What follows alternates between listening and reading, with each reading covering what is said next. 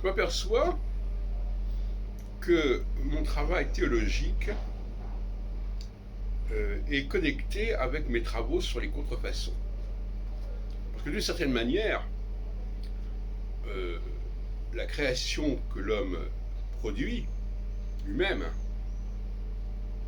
et Jésus pour moi fait partie du troisième niveau, c'est-à-dire que c'est un créateur de paradigmes, un libérateur des anciens paradigmes pour de nouveaux paradigmes, eh bien, au fond, la capacité à déterminer ce qui est de l'ordre de la première création, c'est-à-dire celle du macrocosme, et ce qui est de l'ordre de la deuxième création qu'on pourrait appeler la création, le mésocosme, comme on dit la Mésopotamie, eh bien, c'est la même démarche qui consiste à montrer que tel ouvrage est une contrefaçon, que tel ouvrage a été fait à une autre époque, sur un autre plan, à un autre niveau.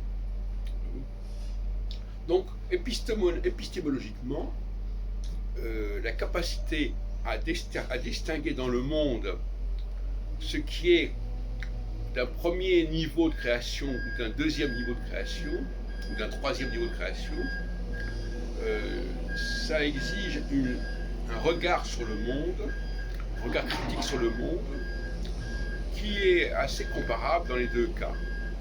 C'est-à-dire l'historien qui voit des contrefaçons, qui signale des contrefaçons, et l'anthropologue qui constate que le monde dans lequel nous vivons est lui-même une contrefaçon, d'une certaine manière.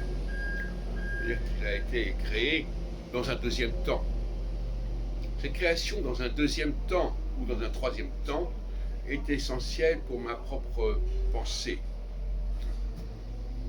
Et je m'aperçois que finalement, ces créations successives, comme des poupées russes qui s'emboîtent les unes dans les autres, exigent le même regard que lorsque l'on regarde Nostradamus, par exemple, et qu'on observe qu'il y a des éditions qui se greffent, qui s'ajoutent sur d'autres, et que les éditions originales sont remplacées ou recouvertes par d'autres formes plus tardives, etc. Parce que finalement, la question est là. Qu'est-ce qui est premier et qu'est-ce qui est plus tardif? Qu'est-ce qui est rajouté? Qu'est-ce qui est surajouté? Et finalement, on m'aperçoit que la démarche critique est la même.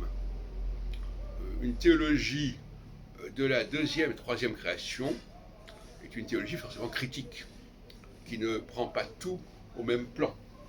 Eh bien, une approche textologique qui met en évidence les rajouts, les contrefaçons, les documents antidatés, etc., c'est la même chose, parce qu'en fin de compte, dire que tout relève de la première création, c'est une forme d'antidatation de ce qui est en fin de compte la deuxième création. Or, l'antidatation, c'est un moyen de nier qu'il y a un deuxième temps ou un troisième temps.